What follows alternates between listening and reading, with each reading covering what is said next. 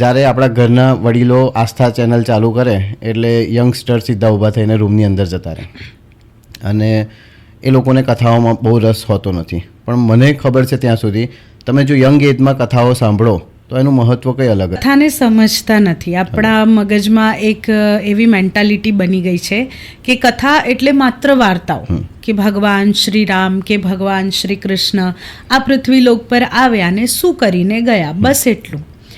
પણ ખરેખર કથાનો અર્થ એ નથી. કથાનો અર્થ છે કે એ આપણા માટે શું મૂકીને ગયા, આપણને શું શીખવાડીને ગયા.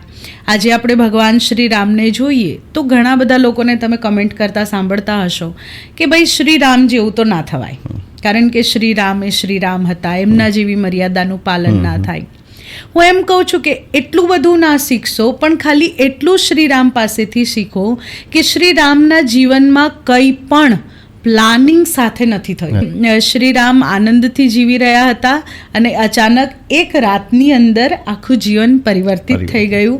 રાજા બનનાર રામ એ વનવાસી થઈ ગયા અને એનો એમણે સહર્ષ સ્વીકાર કર્યો. તો એ પોઝિટિવિટી જે શ્રી રામની સકારાત્મક દ્રષ્ટિ છે એ આપણે આપણામાં લાવી લઈએ ને તો પછી રામકથા સાંભળેલી સફળ થાય.